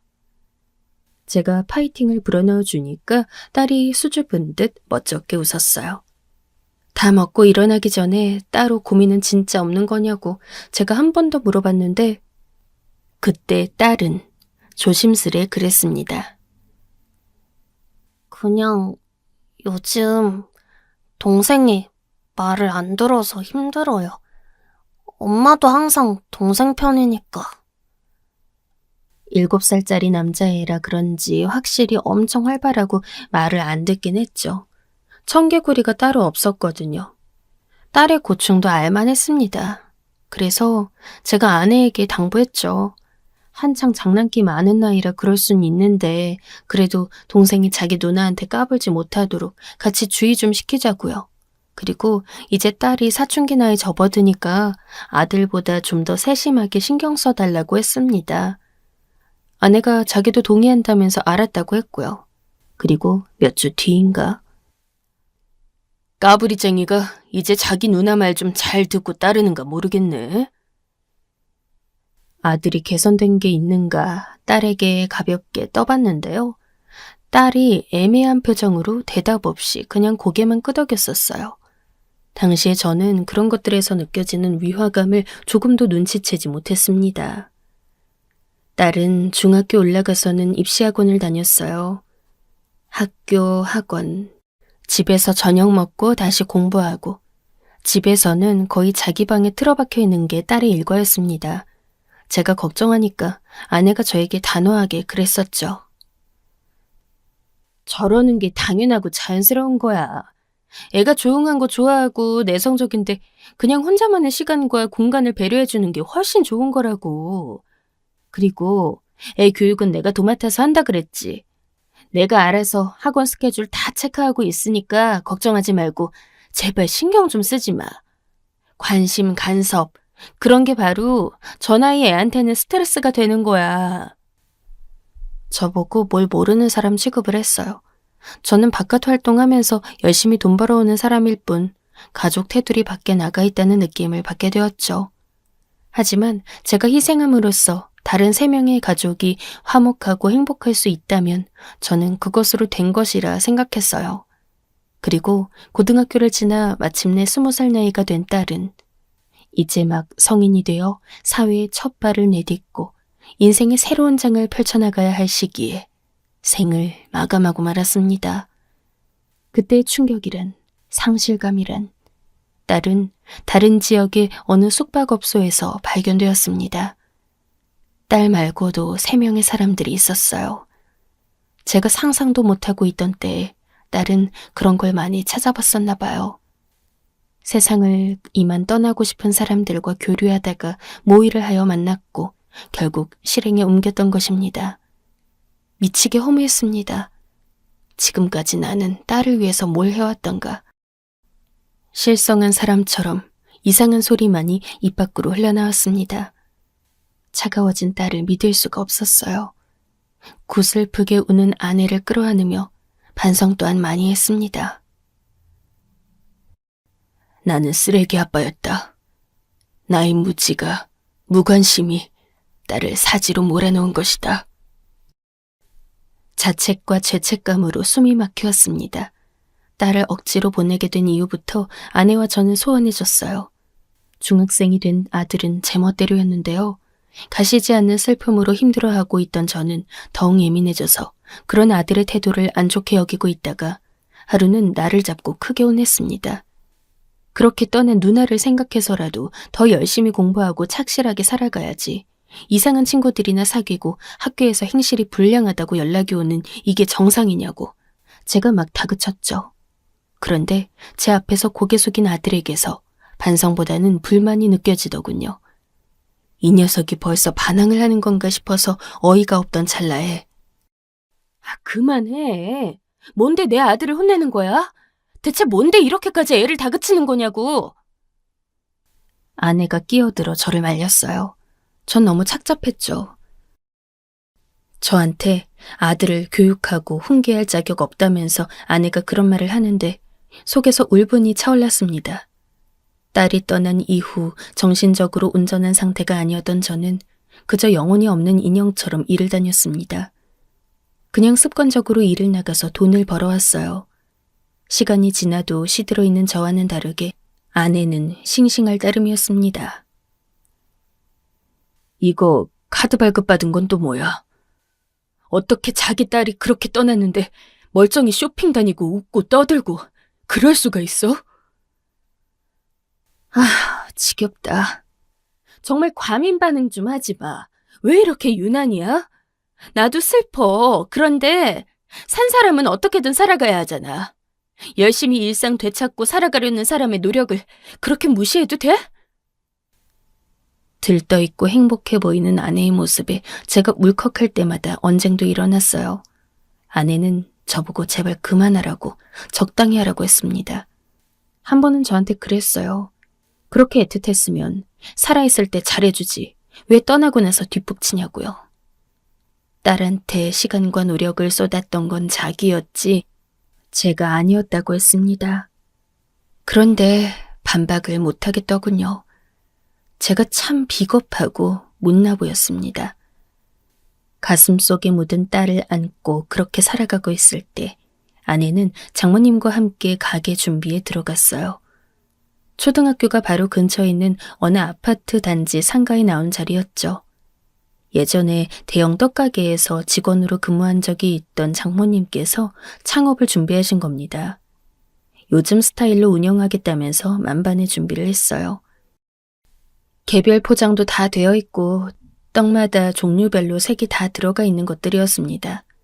중학생인 아들은 학교며 학원이며 자기 친구들 만나는 것까지 시간이 아주 부족해 보일 지경이었으므로 아내가 마음 놓고 자기도 드디어 일에 뛰어든 것이었어요. 장모님께서 처가 담보로 은행 대출을 받아서 가게 창업 비용을 마련하셨어요. 다달이 운영하며 발생하는 가게세며 기타 현찰 박치기들은 사위인 저한테 손을 벌리실 작정이었죠. 믿는 구석까지 있었으니 두 사람은 거리낄 것 없이 떡가게를 열심히 차렸습니다. 그리고 곧 딸이 떠난 지 일주기였습니다. 저는 그날을 목전에 두게 되자 착잡해져서 아내한테 물어봤죠. 그날 어떻게 일정을 보내면 좋을지 말이에요. 그랬더니 아내가 기가 찬다는 표정으로 이제 가게 오픈 2달도 안 됐는데 얼마나 바쁜지 알아? 처음 오픈했을 때는 주변 사람들이 호기심에 와주더니 며칠 전부터 확실히 뜸해진 게 보여. 이럴 때 정신 차리고 더 열심히 해야 단골 확보하지. 떡가게 얘기나 하는 것이었어요. 제가 너무 어이도 없고 속상하기도 하고 그랬습니다. 그날 평소대로 똑같이 지낼 거라고 해도, 아니, 그래도 말이나마 챙겨주고 싶다고 그렇게 하면 덧나? 참나. 솔직히 목숨 끊고 싶어 환장한 사람들끼리 만나서 남의 숙박 영업장에 피해까지 끼치고 세상 뜬 거 너무 소름 끼치고 떠올리기만 해도 역겨워. 그런데 뭘 자꾸 애도하고 생각하고 그러라는 거야? 아내가 얼굴에 로션을 바르다 말고 저를 회 쳐다보며 투덜거렸어요. 저는 그 내용에 너무나 충격을 받았습니다. 이게 정말 내가 알던 사람이 맞나? 가게 일을 하느라 너무 피곤해서 잠시 머리가 어떻게 된 건 아닐까? 진짜 혼란스러웠어요. 제가 아무 말도 않고 가만히 있으니까 아내가 제 눈치를 보더니 좀 있다가 저한테 다시 다가와서 순간적으로 말이 헛나갔다고 미안하다며 그러는데 그냥 할 말이 없었습니다. 저는 딸이 그렇게 된 순간부터 세상만사 모든 일이 제 잘못인 것 같았거든요. 그리고 이튿날 출근을 했는데 회사 업무 계정으로 웬 메일이 한 통 와 있었어요. 처음 보는 발신자라서 어디일까 하고 눌러봤는데 저는 깜짝 놀라서 바로 자세를 고쳐 앉았습니다. 회사 홈페이지를 뒤지는 것부터 시작해 연락망을 통해 제 메일 주소를 알아냈다고 그렇게 적혀 있었는데 딸 이름을 거론하면서 연락 한번 달라고 핸드폰 번호를 같이 남겨놓은 거예요. 전화를 할까 하다가 근무 중이기도 해서 바로 문자를 날렸어요. 메일 봤다고 누구시냐고 하니까 답장이 오기를 딸이랑 함께 극단적인 선택을 내리려고 했던 사람이라고 자기를 소개하더군요. 가슴이 철렁했습니다. 딸보다 3살 많은 여대생이라고 신상을 그렇게만 밝혀왔어요. 저는 이렇게 딸의 사망 전 행적에 대해 직접적인 정보를 얻는 것이 처음이었습니다. 점심시간에 식사도 거르고 그 대학생과 연락을 했습니다. 다들 비슷했었어요. 10명이면 7, 8? 그 정도가 가정불화나 폭력 아니면 부모한테서 버림받았거나 그런 사람들이었어요. 그런 사람들 공통점이 뭔지 아세요? 가슴에 구멍이 뚫려 있어요. 그럼 구멍에 바람이 들어올 거 아니에요? 이게 허하니까 살면서 뭘 해도 어떻게 살아도 결국 공허한 거예요. 그 와중에 깊은 우울로 힘들어했던 사람이 제 딸이라고 했습니다. 인터넷 카페를 통해 알게 된 사이였대요. 이 대학생은 당시 대학에 입학한 상태였는데 술을 배우고 마시면서부터 우울증이 심해지고 자기 제어가 안 됐다고 해요. 그러면서 그만 살고 싶다는 생각을 하게 되었고 자기 같은 사람들이 있는지 인터넷에서 찾아봤던 거였죠. 참고로 이 학생은 학창시절 심한 왕따를 당한 전적이 있다고 해요. 고등학교에 입학한 이후 학교에 적응을 못하고 사실상 왕따인데 그런 척을 하지 않으려고 발버둥 치고 있는 사람을 인터넷에서 만나게 됐대요. 자기 옛날 모습이 생각나서 그 사람과 교류를 하게 되었는데 그게 제 딸이었던 겁니다. 그 학생이 말하길 딸보다 1살 많았던 여학생도 있었대요. 그래서 총 3이 함께 뭉쳐서 대화를 많이 나눴다고 합니다. 그 학생이 제 딸과 다른 여학생한테 자기 인터넷 아이디를 알려줘서 같이 쓰게 해줬다고 해요. 네이버, 구글 같은 큰 사이트에서는 성인 인증을 거친 아이디라면 극단적 선택이라든지 각종 자극적인 정보를 찾아볼 수 있으니까요. 미성년자였던 고등학생 딸은 이 대학생의 아이디를 통해 인터넷에서 활동하며 각종 정보들을 접할 수 있었던 겁니다. 저는 블로그를 전혀 안 들어봤기 때문에 계속 몰랐는데요. 제 블로그에다 누가 비공개로 글을 많이 써놓은 거예요. 쓴 사람, 그 아이디 주인만 볼 수 있는 비공개 글을 엄청 많이 써놓은 걸 알았는데 아무래도 그걸 쓴 사람이 저희 딸 같다고 했습니다. 그 여대생의 아이디로 들어간 네이버 블로그에다 딸이 비공개 설정으로 자기 일기를 많이 써놨다는 거예요. 그때부터 핸드폰을 쥔 제 손이 덜덜 떨려왔습니다. 이거 발견하고 고민 많았거든요. 솔직히 그냥 묻어둘까도 했어요.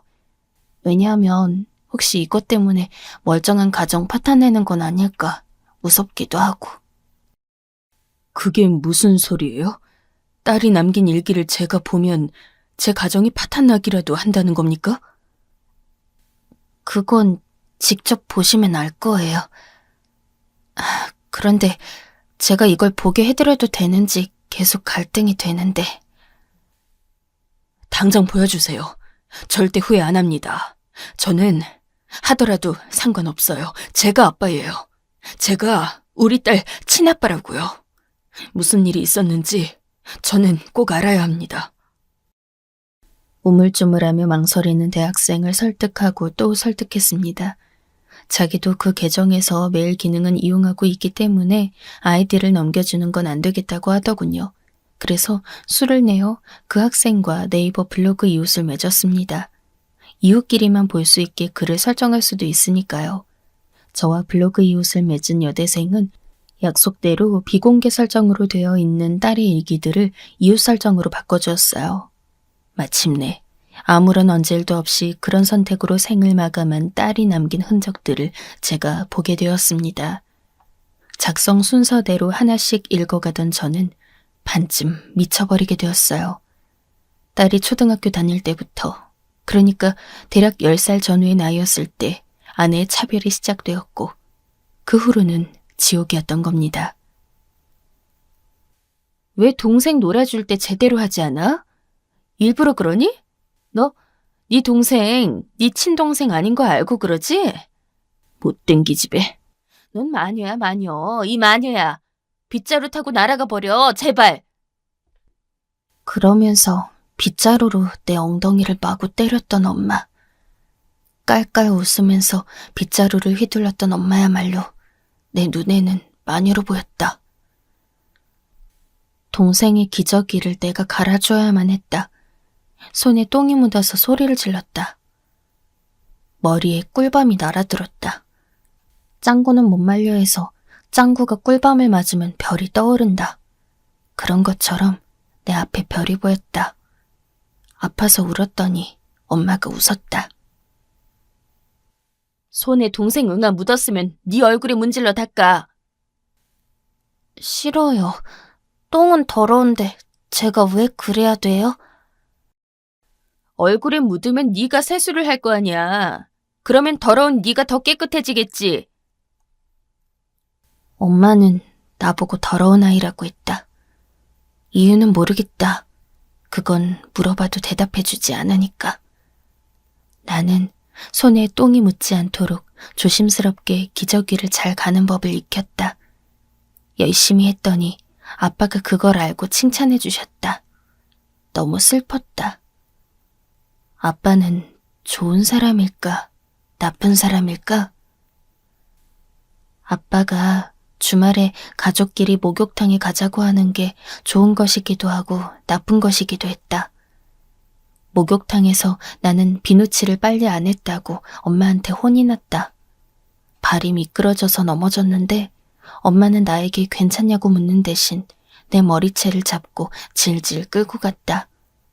뜨거운 온탕에 나를 넣은 엄마가 빨리 때를 불리라고 말했다. 안 그러면 가만 안 두겠다고 했다. 목욕탕은 엄마가 나를 마음껏 괴롭힐 수 있는 장소였다. 나를 씻겨주는 척, 때를 밀어주는 척. 그러면서 폭언과 폭행을 할 수 있었으니까. 그래도 목욕이 끝나면 내가 원하는 음료수를 고를 수 있게 해주었다. 엄마와 내가 사이좋게 목욕이 끝나고 음료수를 마시면서 나오는 모습을 아빠가 흐뭇하게 보았기 때문이다. 그 광경을 좋아하는 아빠를 알기에 엄마는 가식을 부렸다. 나는 그 가식을 좋아해야만 했다. 안 그러면 견딜 수 없었으니까. 엄마는 항상 말했다. 너 때문에 아빠가 희생하면서 사는 거야. 너만 없으면 우리 가족은 훨씬 더 행복해. 나는 항상 그런 말을 들으면서 자라왔다.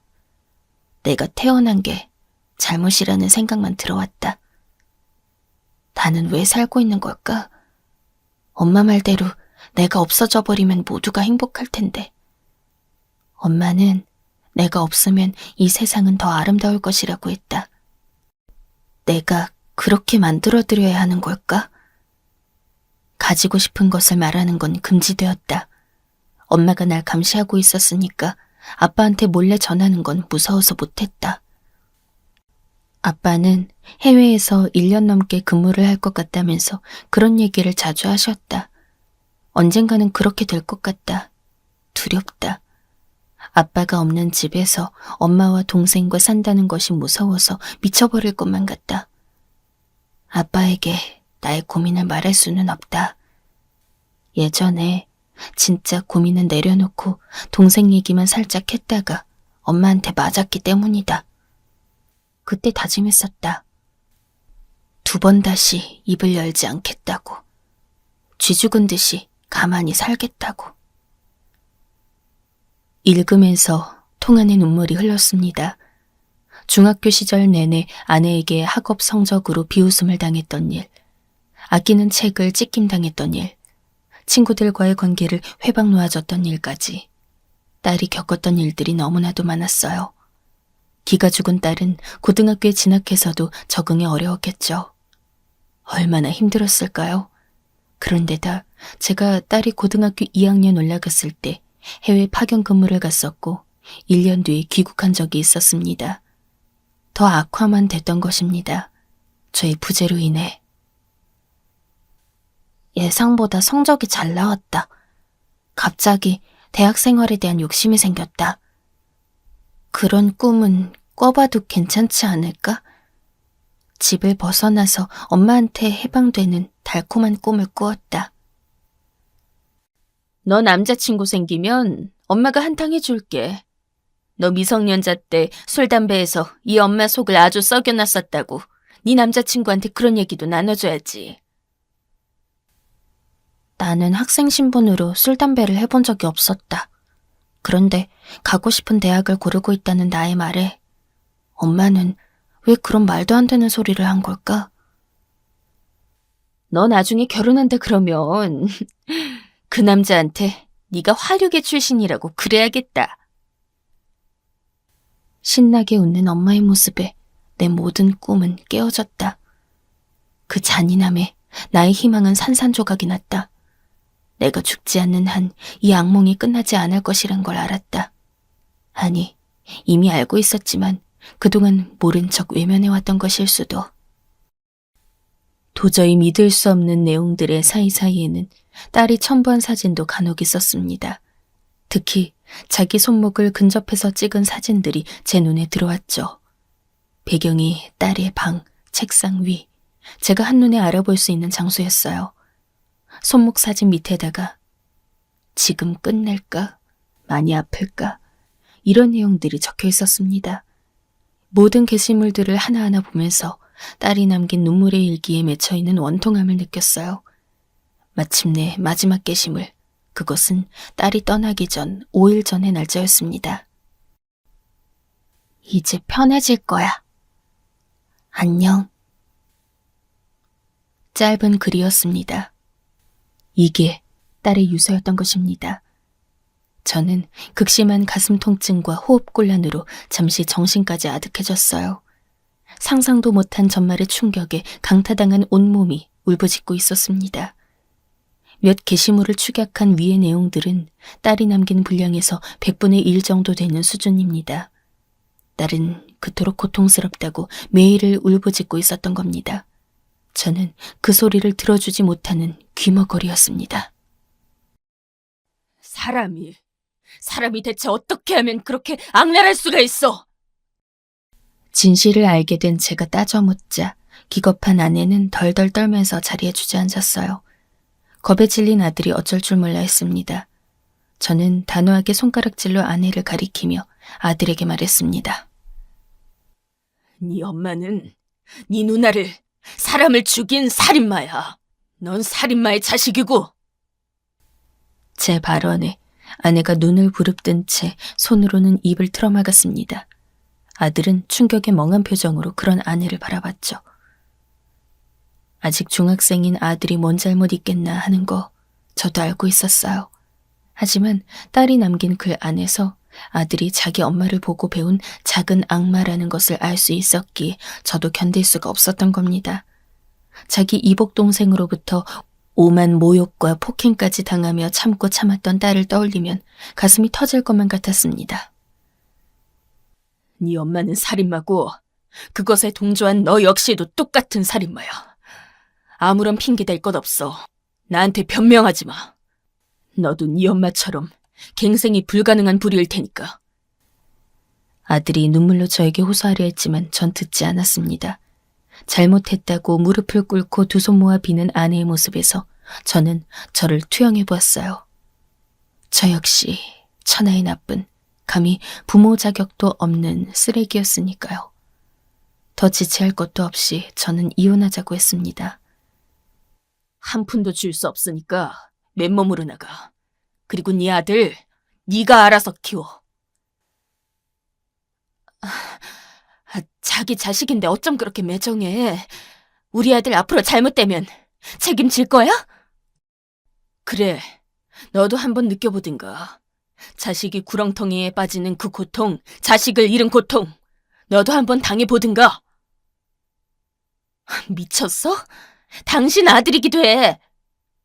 그러니까 나도 벌 받는다고. 우리 딸 그렇게 외롭고 쓸쓸하게 어린 나이에 가게 만들어 놓고 나 행복하게 아무렇지도 않게 살 생각 전혀 없어. 완전히 넋을 놓아버린 아내는 그 다음날 이제 숨겨왔던 본성의 이면을 들켰으니 상관없다고 여겼는지 절대 이혼 안 해주겠다면서 앞으로도 제 등골을 빨아먹고 그 돈으로 아들 키울 거라면서 핏발선 눈으로 악을 썼어요. 저는 피식 웃을 뿐이었죠. 네가 네 엄마랑 차린 애지중지하는 그 가게, 그럼 그 가게부터 박살낼 거야. 그리고 처가 식구들이라면 그 누구든지 가리지 않고 그 일상들을 내가 다 망쳐주겠어. 네 친구들, 가까운 지인들까지 가리지 않을 거야. 또 한 가지 네가 간과하고 있는 게 있는데 내가 너에 대한 분노, 살이 이런 걸 언제까지 억누를 수 있을지 장담 못하거든. 그러니까 내가 이혼해준다고 할 때 감사하게 넙죽 이혼하고 꺼져. 목숨 잃는 것보다는 100배 낫잖아. 냉정한 제 경고에 아내는 백기를 들었어요. 그리고 저와 아내는 이혼 과정을 밟게 되었습니다. 당연히 아들은 아빠인 제가 아니라 자기 엄마와 함께 지내는 것으로 하고 양육권이 그쪽으로 갔습니다. 장사 열심히 해서 꾸역꾸역 살아볼 각오를 하고 이혼과 함께 집에서 쫓겨난 그 사람의 심산을 전 알고 있었어요. 그래서 딸의 숨겨진 일기를 저에게 알려주었던 그 대학생에게 연락을 했습니다. 며칠 고민하고 있던 그 학생은 저의 부탁을 수락하기로 마음먹은 상태였어요. 결국에는 제 딸이 극단적인 선택을 했다는 걸 알고 나서, 그리고 몰래 쓰여져 있던 일기들을 보고 나서 학생은 극심한 마음의 짐을 지고 있었다고 했어요. 그래서 저의 부탁을 고민 끝에 들어주기로 한 것이었죠. 바로 그 떡가게 장사를 방해하는 것이었습니다. 인터넷 돌아가는 것에 빠삭한 그 여대생은 떡가게가 있는 동네에 인터넷 카페에 가입하여 글을 올렸습니다. 떡가게를 개업해 운영하고 있는 모녀의 인성에 대한 폭로였죠. 하루가 지나서 삭제 조치를 받고 말았지만 이미 발빠르게 소문은 다 퍼진 뒤였어요. 또한 떡가게 홍보 사이트에도 들어가서 댓글들을 여러 개 남겨놓았어요. 예전에 따님과 같이 죽으려고 했던 사람입니다. 살인자나 다름없는 계무 얘기를 들었던 게 요즘 생각이 나서요. 누군지 궁금한 참에 이렇게 찾아오게 되었습니다. 사이코패스도 가게 운영이 가능한가요? 혹시 마음에 안 드는 손님이 찾아오시면 해를 가하시는 건 아니신가요? 이런 식의 내용들을 여러 개 올리면서 삭제당하면 다시 작성하고 강제 탈퇴를 당하면 다른 수로 재가입을 해서 또 올리고, 그 여대생은 아주 집요했어요. 법적인 처벌을 받는다고 해도 전혀 겁나지 않은 처지이며 인생이라고 하더군요. 그리고 저는 정신 이상이 있는 심신미약자라서요.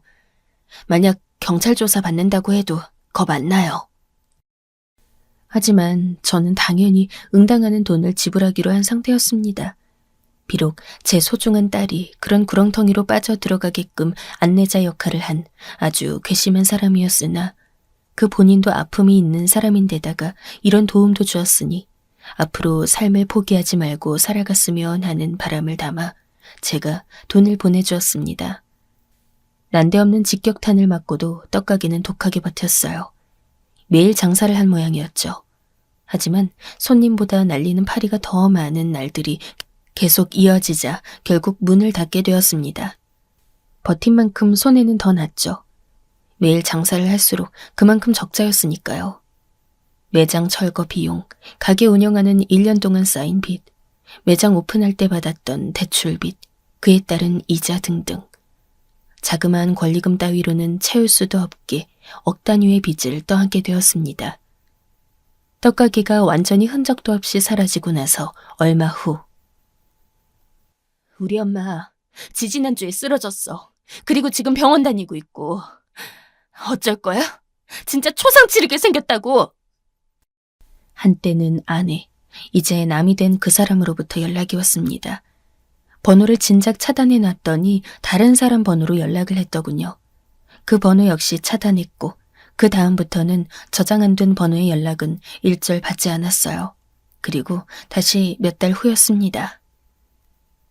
지금 나라 전체가 코로나 바이러스로 난리가 났는데 우리 걱정 안 돼? 난 그렇다 치고 우리 아들은 건강은 어떤지 공부는 잘하는지 궁금하지도 않아? 웬 모르는 번호로 이런 문자가 왔더라고요. 바로 차단했죠. 그랬더니 며칠 후 또 다른 번호로 문자가 왔습니다. 아들이 정신과 상담을 받으러 다니기 시작했다고 하더군요. 이러다 애 잘못될까봐 겁나. 진심이야. 너무 무섭다고. 그리고 이제는 더 버티기 힘들어. 내가 우리 집 식구들 때문에 마음 놓고 돈 벌러도 못 다녀. 그런데 지금 애까지 이러잖아. 돈 좀 주라. 미안해. 그런데 돈 좀 보내줘. 그 내용을 빤히 오래도록 들여다보고 있던 저는 고민 끝에 차단 버튼을 눌렀어요. 코로나 바이러스가 한창 기승을 부리며 전 세계가 최악으로 치닫던 그 시기에 전 장모님께서 돌아가셨습니다. 어차피 저는 안 갔을 확률이 높을 테였지만 시국도 그러해서 장례식을 진행하는 것도 힘들어서 일가 친척 외의 조문은 아예 없었다고 하더군요. 전달받아서 듣자 하니 스트레스가 극심하여 혈압이 올라 쓰러지셨던 것이 결국 문제가 되었는데 적절한 조치를 받지 못해서 끝내 그게 화근이 되어 돌아가시기까지 했던 모양입니다. 하필 그 지역의 병원이 코로나 때문에 난리통이었기에 더욱 피해를 보시고 목숨까지 잃으셨던 것이었죠.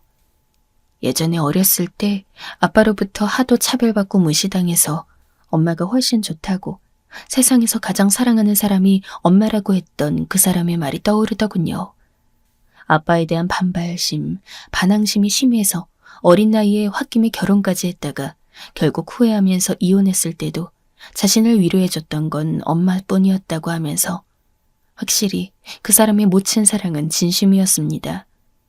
그런 주제에 본인은 엄마로서 딸에게 사랑받을 욕심을 부리지 않았던 거죠. 엄마에게 사랑과 지지를 받아왔었으면서 본인은 그런 엄마가 딸에게 되어주기 싫었던 거죠. 그 대가를 받은 것이라고 저는 그렇게 판단했습니다. 그 후로 1년. 시간은 금방 흘러갔네요. 그 사이에 아들을 딱 한 번 보았습니다. 학교에서 친구들과 큰 사고를 일으키는 바람에 강제 전학을 가게 되었다고 했어요. 그때 보았습니다. 그런 참에 자기 엄마랑 함께 이사를 간다고 하더군요. 작은 투룸 빌라라고 했습니다. 가게 된 동네 이름을 말해주면서 저보고 주소를 알려주고 싶다고 했는데 제가 그럴 필요 없을 것 같다고 대답했습니다. 모르겠습니다. 앞으로가 어떻게 될지는. 50대 나이로 진입하고 나니 이 쓸쓸함이 배가 되는 것 같습니다. 그 어린 나이에 저보다 수백, 수천, 수만 배는 더 외롭고 쓸쓸하고 괴로웠을 제 딸만 생각하면 가슴이 미어집니다. 만약에 제가 일찍이 딸을 따라가 버린다면 혹시라도 딸이 자기 때문에 제가 그런 것이라고 죄책감을 느끼며 슬퍼할까봐 그러지도 못하고 있습니다. 마음이 착하고 여린 아이였으니까요. 딸이 고등학교 3학년 2학기를 맞이하였을 때 제가 미리 가을 옷을 사주고 싶다고 하자 조용히 거절을 했었어요. 그래서 저는 현금을 찾아다가 이튿날 딸에게 슬쩍 20만 원을 찔러줬었습니다. 쉿! 이거 엄마랑 동생한테는 비밀이다. 알았지? 수험생 파이팅!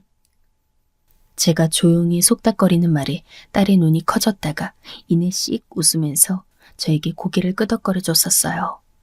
내심이 신이 났는지 살짝 콧노래를 부르는 것 같던 딸의 모습. 제가 마지막으로 본 순수하게 우러나오는 즐거움으로 웃는 모습이 아니었나 싶습니다. 하필 저처럼 부족하고 자격 없는 아빠에게서 태어난 우리 딸.